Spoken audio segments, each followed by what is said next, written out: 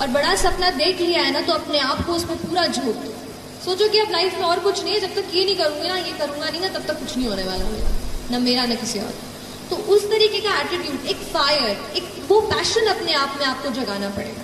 That passion will drive you and that passion will take you places.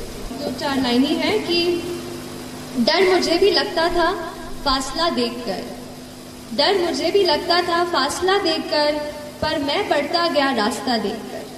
डर मुझे भी लगता था फासला देखकर, पर मैं बढ़ता गया रास्ता देखकर। खुद ब खुद मेरे नजदीक आती गई, खुद ब खुद मेरे नजदीक आती गई, मेरी मंजिल मेरा हौसला देखकर, मेरी मंजिल मेरा हौसला देखकर।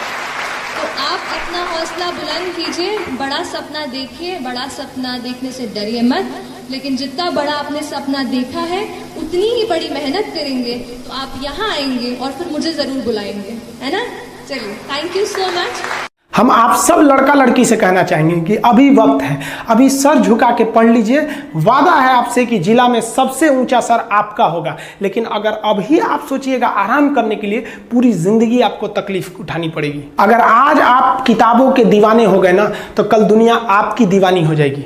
किसी ड्रीम गर्ल के लिए ना अपने माँ बाप के ड्रीम को कभी नहीं छोड़ना चाहिए। आप लोग जो सोचते हैं ना इधर उधर, वो खुशी तो आप लोगों ने कभी देखा ही नहीं। कोई स्टूडेंट अभी तक खुशी नहीं देखा। हम आपको व्यक्तिगत बताते हैं। देखिए, खुशी कब मिलेगी आपको? जिस दिन आपको जॉब मिलेगा ना, और जो पहली सैलरी मिलेगी वो भी नहीं खुशी है।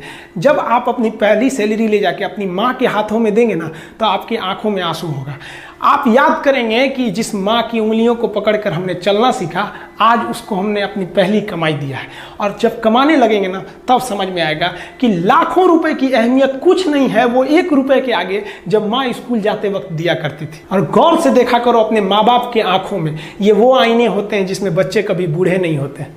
देखिए, जीवन में ना अपने अंदर से अहंकार बिल्कुल निकाल दीजिएगा। अहंकार बहुत ही खराब चीज है। कहते हैं कि अहंकार में इंसान को इंसान नहीं दिखता, छत पे चढ़ जाओ तो खुद का मकान नहीं दिखता। अहंकार नहीं करना चाहिए। छत को बहुत गुरूर था छत होने का, 1 मंजिल और बनी और छत फर्श हो गया। अहंकार कभी नहीं कीजिएगा। तूफान ज्यादा होती है तो कश्ती डूब जाती है, और घमंड ज्यादा हो जाती है तो हस्ती डूब जाती है। जिस दिन आपको घमंड होने लगे ना अपने आप के ऊपर कि हम बहुत बड़े हो गए हैं, हम बहुत पढ़ लिए हैं, हम बहुत सक्सेसफुल मैन हो गए, हम बहुत बड़े बिजनेसमैन, हम बहुत, मतलब जिस दिन आपको घमंड हो गया ना, उस दिन आप शमशान घाट में जाके देखिएगा, आपसे नायाब लोग, आपसे अच्छे अच्छे लोग वहां खाक बन गए। दुनिया में ना किसी से जलन नहीं रखनी चाहिए। देखिए, माचिस जो होता है ना दूसरे को जला देता है, लेकिन कभी माचिस को देखें वो खुद को भी जला लेता है। अतः अगर आप दूसरे की बुराई करेंगे, दूसरे के पीछे रहेंगे ना, तो इसमें आपका लॉस होगा। और अगर आपकी कोई बुराई कर रहा है ना, तो आपको खुश होना चाहिए कि आप आगे बढ़ रहे हैं। बुराई उसी का लोग करते हैं जो आगे बढ़ रहा होता है। जो पहले गिरा हुआ है उसकी लोग क्या बुराई करेंगे। और जब भी आपकी कोई बुराई करे तो आप उसे सहज स्वीकार करें, और आप उसे प्रूव मत कीजिए कि हम ये नहीं हैं।